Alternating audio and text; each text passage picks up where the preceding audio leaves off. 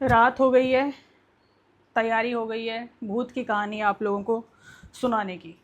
आज मैंने रेडिट से 3 कहानियाँ ली हैं। एक दिल्ली की कहानी है, एक हॉन्टेड ओवर ब्रिज की कहानी, और बहुत वैलिड रीज़न्स हैं कि वो ओवर ब्रिज क्यों हॉन्टेड हो गया और क्या ऐसे इंसिडेंसेस वहाँ पे हुए हैं, लोगों ने वो शेयर किए हैं, वो बताऊंगी आपको। सेकंड कहानी एक हॉन्टेड हॉस्पिटल की जो अमेरिका में है, उसकी कहानी बताऊंगी। और तीसरी एक अपनी पर्सनल स्टोरी बताऊंगी जो हमारी गली में हुआ था। तो सबसे पहले स्टार्ट करते हैं उस हॉन्टेड ओवर ब्रिज से जो दिल्ली में है। वो हॉन्टेड ओवर ब्रिज मैं आपको एग्जैक्टली लोकेशन के साथ तो नहीं बता सकती, पर इतना बता सकती हूँ कि वो साउथ दिल्ली में है। और उसके लेफ़्ट साइड में, अगर मैं अपने पर्सपेक्टिव से बात करूँ, लेफ़्ट साइड में रेस्टोरेंट एरिया है, राइट साइड में ओवर ब्रिज का जो छोर है जिससे नीचे उतरते हैं, उसके छोर से अगर आप नीचे देखोगे तो एक शमशान घाट है। लेकिन ये शमशान घाट की कहानी नहीं है, ये उस ओवर ब्रिज की कहानी है जो कि वाकई में हॉन्टेड। बहुत सारे ऐसे एक्सपीरियंस हुए हैं जिससे हम कह सकते हैं कि है हॉन्टेड है। रेडिट में एक पर्सन ने अपनी स्टोरी शेयर की है। अब यहाँ पर मुझे थोड़ा सा डर लगा क्योंकि उस ओवर ब्रिज से कई बार मेरा भी आना जाना हुआ है, क्योंकि जैसा मैंने बताया लेफ़्ट साइड में बहुत अच्छे अच्छे रेस्टोरेंट्स हैं वहाँ पे और काफ़ी लाइवली एनवायरनमेंट है। इतना एक हिंट दे देती हूँ कि इस ओवर ब्रिज के पास एक गुरुद्वारा भी है। समझ गए होंगे कई सारे लोग।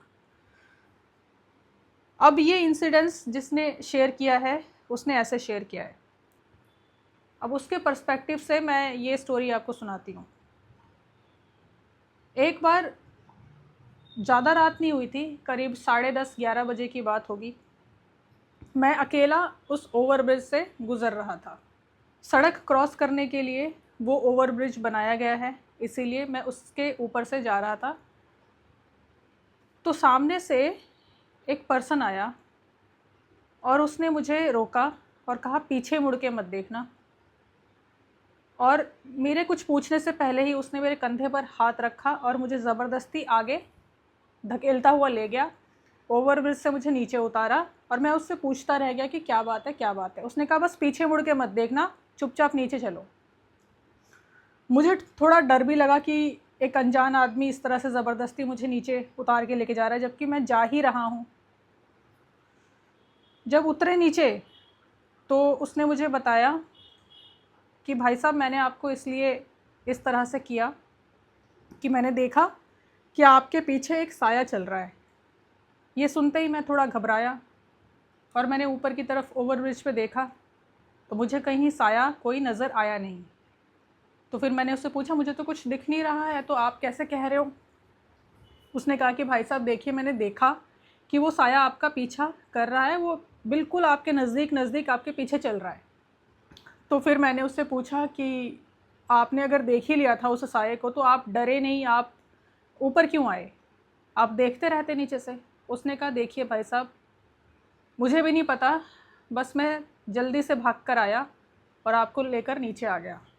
मैं एक ऑटो ड्राइवर हूँ और यहाँ पे पान बीड़ी के लिए रुका हुआ था। मेरा ऑटो भी यहीं पे खड़ा है और अभी मैं चला जाऊँगा। आपको जैसे जाना है अपने घर आप चले जाओ, और हो सके तो ना घर में एंट्री करने से पहले अपने ऊपर थोड़ा गंगा जल छिड़क लेना या हनुमान चालीसा पढ़ते हुए जाओ। जब उसने ये चीज़ कही तो मुझे काफ़ी डर लगा। फिर मैंने उससे पूछा कि क्या मामला हो सकता है भाई?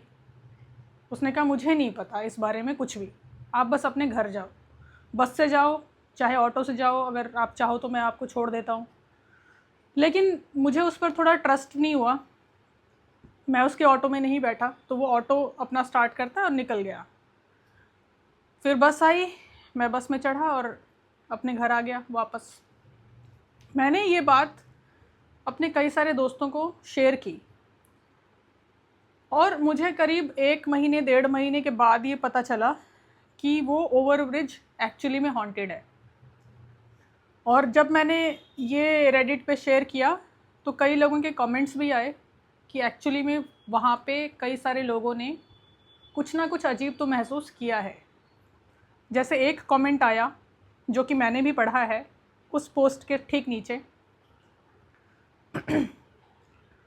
कि वहाँ पर एक्चुअली में एक लड़की की गोली मार के हत्या कर दी गई थी। एक कॉलेज की लड़की वहाँ से गुज़र रही थी। अगर आप थोड़ा सा जांचोगे पड़तालोगे तो आपको पता चलेगा। हालांकि उस लड़की का नाम मुझे पता है, but to not reveal the identity of that over bridge, कि लोगों में फालतू का डर फैले, क्योंकि लोग तो आना जाना करते ही हैं वहाँ से, तो क्यों किसी प्लेस की या लोकेशन की आइडेंटिटी रिवील करनी है। जो समझने वाले वो समझ भी जाएंगे। तो जब से ऐसा हुआ है, लोगों का ऐसा मानना है कि उसकी अकाल मृत्यु हुई, मर्डर में उसकी हत्या हुई, शी वॉज़ वेरी यंग, तो अभी तक वो वहाँ से गई नहीं है। वो उस ओवर ब्रिज में कई सारे लोगों को महसूस होती है। अब एक और कमेंट जो मैंने पढ़ा, आई डोंट नो कि ये स्टोरी पोस्ट करने वाले ने पढ़ा है कि नहीं, लिखा था कि एक बार वो भी उस ओवर ब्रिज से गुज़र रहा था और उसे लगा कि ठीक उसके पीछे कोई लड़की चल रही है। तो हो सकता है कि जिस लड़की का वहाँ पे मर्डर हुआ था रिवॉल्वर से, उसकी आत्मा वहाँ पर अभी भी स्टक है, फंसी हुई है। अब इस बात में कितनी सच्चाई है मुझे नहीं पता। ऑब्वियसली सारी जो प्रोसीजर्स होती हैं आफ्टर द डेथ वो सब हुई होंगी, बट वी नेवर नो कि आत्मा अगर उस स्पेस टाइम में फंसी हुई है तो वो शायद फंसी भी रह सकती है। जब तक उसका टाइम पूरा नहीं होगा वो हो सकता है कि वहाँ पे तब तक रहे। ये थ्योरीज़ देते हैं लोग, तो वही मैं आपको बता रही हूँ। ये पूरी स्टोरी थी जो मैंने आपसे शेयर करी। अब दूसरी घटना पर आते हैं। पैरानॉर्मल स्टोरी है ये भी, और रियल एक्सपीरियंस है, क्योंकि ये स्टोरी काफ़ी लंबी लिखी है उस बंदी ने जिसने ये लिखी है। यूएस के हॉस्पिटल की कहानी है ये। अब उसके पर्सपेक्टिव से ही सुनाती हूँ। तो मेरी काफ़ी तबीयत ख़राब थी, मुझे लूज़ मोशंस हो गए थे, डिहाइड्रेशन हो गया था, उल्टियाँ हो रही थी, दस्त हो रहे थे। तो इस वजह से मुझे हॉस्पिटलाइज़ करना पड़ा। और जिस हॉस्पिटल में मैं थी वहाँ पे मुझे ड्रिप चढ़ी, एक हाथ में ड्रिप चढ़ी और दूसरे हाथ में कुछ और चढ़ा, जिसको उसने शायद मेंशन नहीं किया। उसने बस इतना मेंशन किया है कि उसके दोनों हाथों में आईवी लाइंस लगी हुई थी और एक यूरिन कलेक्शन के लिए एक जो बैग होता है वो लगा हुआ था। वो जिस कमरे में थी वो एक इंडिविजुअल वार्ड था जिसमें वो खाली अकेली थी। अब वो 4 दिन हॉस्पिटल में रही, यानी कि 4 रातें। अब पहली रात को क्या होता है कि मैं सोई हुई थी, दिन में ज़्यादा नींद आती थी मुझे दवाइयों की वजह से, और रात को कम नींद आती थी। तो लगभग 1:30 से 2 बजे का टाइम होगा। जो मेरे रूम का दरवाज़ा थोड़ा सा खुला हुआ था, बाहर कॉरिडोर से अंदर रोशनी आ रही थी। मैं सीधा लेटी हुई थी अपने बेड पे, करवट में ज़्यादा बदल नहीं सकती थी, मुझे तकलीफ़ होती थी। तो जब मुझे नींद नहीं आ रही थी तो मैं कुछ भी नहीं कर रही थी, खाली लेटी हुई थी। तो मैंने अपने पेरिफेरल नज़र से देखा कि हल्की सी रोशनी आ रही है।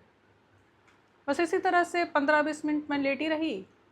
इस बीच मैं अपनी साइड की नज़र से देखती हूँ कि कोई है जिसकी वजह से बाहर से आती हुई रोशनी ब्लॉक हुई है। तो मैं अपने बेड से थोड़ा सा ऐसे आगे झुकती हूँ उठ के, और ऐसे साइड पे नज़र करके देखती हूँ। तो मैं साफ साफ देखती हूँ कि एक पूरी तरह से नेकेड औरत पूरी तरह से जली हुई है और वो मेरे कमरे से बाहर निकल के जा रही है कॉरिडोर में। मुझे लगा कि शायद कोई पेशेंट होगी जो इसी कॉरिडोर में किसी कमरे में एडमिट होगी, तो इस वजह से शायद वो रास्ता भटक गई है और गलती से शायद मेरे कमरे में आ गई, अब जा रही है वापस। तो मुझे काफ़ी नॉर्मल लगा, तो ऐसा मुझे कुछ खास डर लगा नहीं। उसके बाद जैसे तैसे करके मुझे नींद आई और मैं सो गई। सुबह 7 बजे का टाइम होता है नर्सिस के आने का, जो रेगुलर चेकअप होता है उसके लिए। फिर जो हाउसकीपिंग की गर्ल्स होती हैं वो आती हैं स्पॉन्ज बाथ वगैरह देने के लिए हॉस्पिटल्स में। नॉर्मली यहाँ इंडिया में भी ऐसा होता है। तो जब सुबह करीब 7 बजे नर्सेस आई, उन्होंने मुझे चेक वगैरह किया, तो मैंने उनसे पूछा कि कोई ऐसे बर्न केस की लेडी जो है वो इस कॉरिडोर पे किसी कमरे में एडमिट हुई हैं क्या। तो उन्होंने थोड़ी हैरानी से मुझसे पूछा कि ऐसा तुम क्यों पूछ रही हो। मैंने उनको पूरी बात बताई कि इस तरह रात को मैंने उस लेडी को देखा। उन्होंने कहा कि हो सकता है तुमने देखा हो, but it's not a big deal, so it's not anything to worry about, कोई बात नहीं, तुम आराम करो। लेकिन मैं उनके हाव भाव से ये समझ गई कि वो कुछ ना कुछ छुपा रही हैं जैसे। उन्होंने बताई नहीं मुझे पूरी बात। इतनी सी तो बात थी कि वो बता देती कि हाँ ये इस कमरे में एडमिट है, कि ऐसा केस कोई आया है, पर उन्होंने ऐसा कुछ कहा नहीं एंड दे जस्ट वेंट। फिर उसके थोड़ी देर बाद हाउस कीपिंग की एक लेडी आती हैं और उनको मुझे स्पॉन्ज बाथ करवाना था। तो मुझे टॉयलेट ले गई और जो भी मेरे काम थे उन्होंने किए। Then we came back to our bed. तो जब वो बेड वगैरह बना के मुझे स्पॉन्ज बाथ वगैरह दे के लेटा रही थी और ब्रेकफास्ट वगैरह के बारे में पूछ रही थी, थोड़ा ऐसे ही मेरे से कन्वर्सेशन कर रही थी, तो मैंने उससे पूछा कि कल मैंने एक लेडी को ऐसे बर्न केस थी, वो उसके पूरा शरीर जला हुआ था और वो नेकेड थी, जो कि बहुत हैरानी की बात है। कम से कम कुछ तो उसके शरीर में कपड़े होते, पर शायद वो जली हुई है इसलिए कोई कपड़े नहीं पहने हुए थे। और मे बी ऐसा होता है ना कि कई सारी दवाइयाँ खाने के बाद आप नींद में इतने ज़्यादा होते हो कि हो सकता है नींद में चल रही हो, जैसा भी है। तो ऐसा मैंने देखा। तो उसने कहा कि आपने पूरा क्लियर देखा। मैंने कहा हाँ, मैंने क्लियर ही तो देखूंगी, जब वो पर्सन थी तो लाइव पर्सन थी तो मैं क्लियर ही तो देखूंगी। उसने कहा कि देखो कोई बात नहीं, तुम डरो मत, ऐसा कुछ भी नहीं है। मैंने कहा इसमें डरने की क्या बात है। मुझे इस बात पे थोड़ी हैरानी हुई कि वो इस तरह से कैसे पूछ रही है मुझसे। तो मैंने उससे थोड़ा सा ज़ोर दिया कि बताओ ना, कुछ ऐसी बात है क्या। मैंने नर्सेस से भी पूछा था, उन्होंने भी मुझे कुछ बताया नहीं, अब तुम मुझे बताओ यार कि क्या बात है। तो उसने बताया कि देखो डरना मत, मगर ये जो कॉरिडोर है ना, यहाँ पे वो लेडी अक्सर दिखती है। मैंने कहा अक्सर दिखती है मतलब। उसने कहा कि वो ज़िंदा नहीं है। ये सुन के मुझे काफ़ी हैरानी हुई, और एक बात की और हैरानी हुई कि मैं डरी नहीं। मैंने उससे पूछा कि दिखती है का क्या मतलब है, पूरा बताओ थोड़ा मुझे। उसने कहा 3 महीने पहले ये लेडी जब ज़िंदा थी तो आई थी, बर्न केस था, डोमेस्टिक वायलेंस की वजह से उसको जला दिया था उसके हस्बैंड ने कार के अंदर, बहुत प्लानिंग से, और अभी वो जेल में है। पर वो लेडी बच नहीं पाई, वो एक्सपायर कर गई थी इसी कॉरिडोर में। तो फिर मैंने पूछा इस कॉरिडोर में मतलब कौन से रूम में थी वो। तो उसने मुझे इस बारे में कुछ बताया नहीं। उसने कहा कि ये तो मैं नहीं जानती, बट आप आराम करो, ऐसा कुछ भी नहीं है।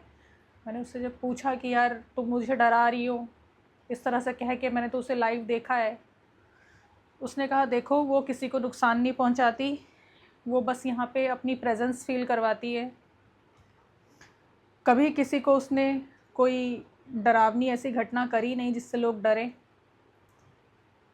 पर जब इस कॉरिडोर की कोई लाइट बंद होती है गलती से, तो उस अंधेरे कोने से कभी कभी उसके रोने की आवाज़ सुनाई देती है।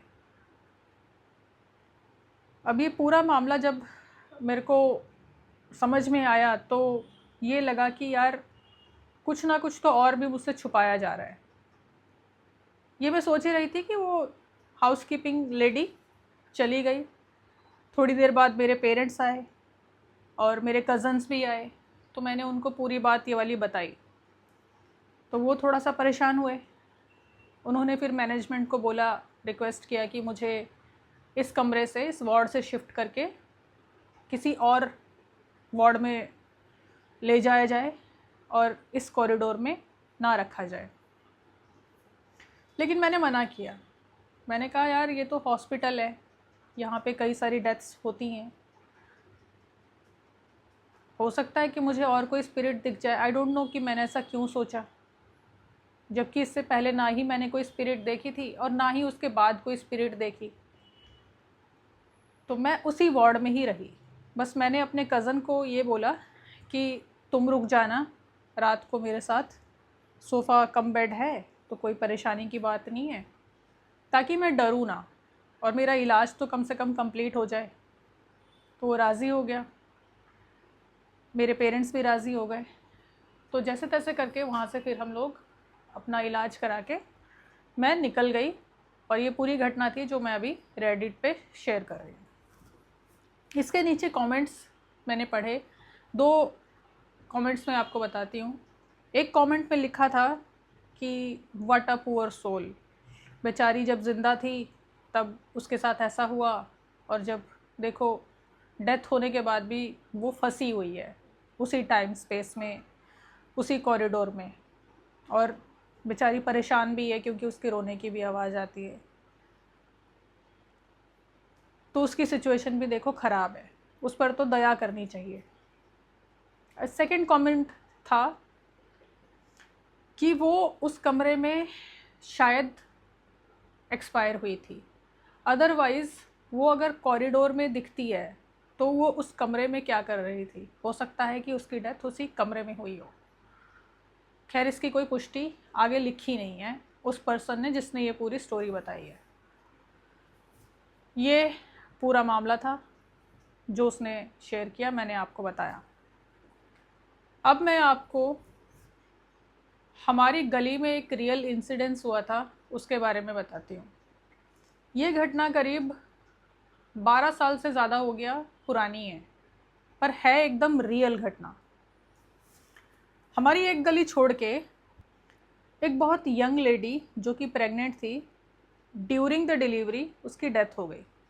उसकी एक बच्ची पैदा हुई जो कि बच गई, सरवाइव कर गई। अब ये पूरी कहानी सुन के सारे जो गली वाले हैं, बड़ा उनको अफसोस हुआ, बहुत दुख हुआ।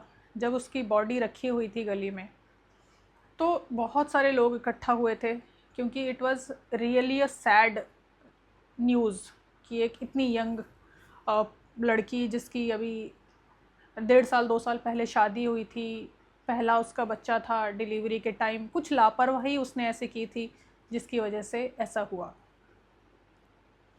अब सारी चीज़ें हो गई, ख़त्म हो गई सारी बातें। अब छोटा सा बच्चा है उसका, मतलब बिल्कुल न्यू बॉर्न बेबी गर्ल है। उनके घर में उसकी टेक केयर भी करना ज़रूरी है, बहुत सारी चीज़ें हैं। अब उस छोटी बच्ची के पापा, उसके चाचा, 2 उसके दादा दादी, ये उनकी फैमिली में थे। तो इसके पापा जो थे वो सबसे बड़े थे। ऑब्वियसली उसकी मम्मी की डेथ हो गई जब वो पैदा होने वाली थी। बड़ी दुखद घटना हुई, ठीक है, हो गया।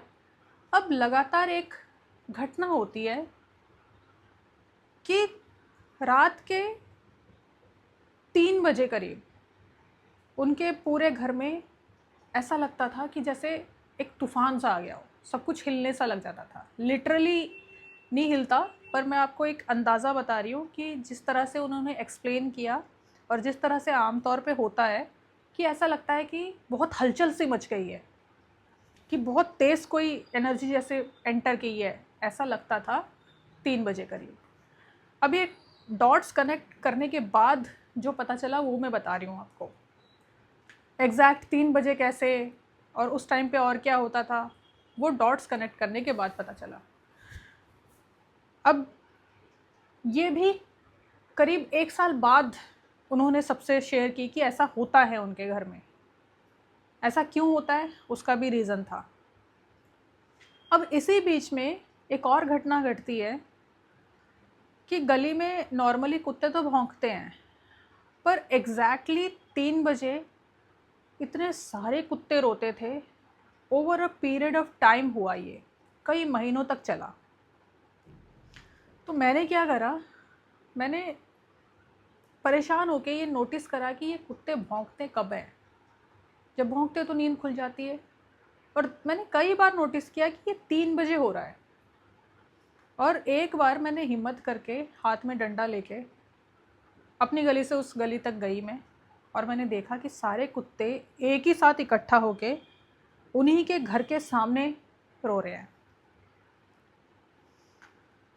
ये एक बार देखा, कुछ दिन बाद दोबारा देखा मैंने, और मेरे को कंफर्म हो गया कि ये कुछ ना कुछ तो यार टाइमिंग से रिलेटेड है, कि कोई शायद आता है या जाता है या कुछ तो होता है इस टाइमिंग पे, जिसकी वजह से रेगुलरली कुत्ते एक फिक्स्ड टाइम पे रो रहे हैं, वो भी सारे इकट्ठे होके।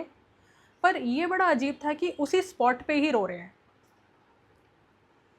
अब 1 साल बाद जब लोगों के द्वारा ये पता चला कि उन्हें ऐसा लगता है कि 3 बजे उनके घर में बहुत हलचल होके जैसे कोई एंटर करता है, और उस टाइम पे वो जो छोटी बच्ची है वो जग जाती है और काफ़ी खेलती है, हंसती है। ये एक रेगुलर घटना हो रही थी जो नोटिसेबल होने के बाद बाहर आई। उनके घर वालों ने ही दूसरों को बताया। फिर उन्होंने बताया कि ये शायद उसकी माँ हो सकती है, जो कि शायद बच्ची से मिलने आ रही है उसकी चिंता में। थोड़े टाइम बाद फिर लोगों ने सजेस्ट किया कि यार बहुत यंग है आपका लड़का, बच्ची बहुत छोटी है, अभी सारी ज़िंदगी पड़ी हुई है, उसकी दोबारा शादी कर दो। उन्होंने भी सोचा, फ़ैसला लिया कि उस बंदे की शादी उस छोटी बच्ची की मौसी से कर दी जाए, यानी कि उस बंदे की साली से, वो जो औरत की डिमाइस हुई उसकी बहन से, सगी बहन से। शादी हुई, 1.5 साल की घटना ये पूरी हुई, शादी हुई। जब उसकी मौसी उसकी माँ बन के घर में आई, उसके बाद ये पूरा जो मामला है वो धीरे धीरे कम हो गया। और फिर आज भी देखो, रात होती है, सब कुछ होता है, पर वो सेम पैटर्न में कुत्ते नहीं रोते जैसे उस दौरान हुआ, जैसा मैं आपसे शेयर कर रही हूँ। और ये सिर्फ हम नहीं जानते, ये सभी जानते हैं लगभग कि ये चीज़ हुई है। मतलब this is a paranormal incidence जिसके बारे में ऑलमोस्ट सभी जानते हैं। तो कई सारे लोगों ने थ्योरीज़ दी कि उस बेचारी की आत्मा जो अतृप्त थी, अकाल उसकी मृत्यु हो गई, उसका टाइम नहीं हुआ था, वो अपनी बच्ची से ऑब्वियसली अटैच थी, क्योंकि 9 महीने एक बच्ची पेट में रहती है, उससे उसी तरह का अटैचमेंट हो जाता है, तो वो उसको छोड़ के नहीं जा पा रही थी, और शायद वो उसी से ही मिलने आ रही थी, देख रही थी उसको कि कैसे रह रही है, एक्सेट्रा, में भी कोई भी रीज़न हो सकता है। तो ये पूरी घटना थी जो मैंने आपसे शेयर करी। इतना ही था, 3 स्टोरीज़ मैंने बताई आपको। कैसा लगा आपको आज का वीडियो, मुझे कमेंट्स में ज़रूर बताना। आपके साथ कुछ सिमिलर हुआ है तो बता सकते हो, लिख सकते हो कमेंट में, मेरे को अच्छा लगेगा जान के। फिर मिलते हैं।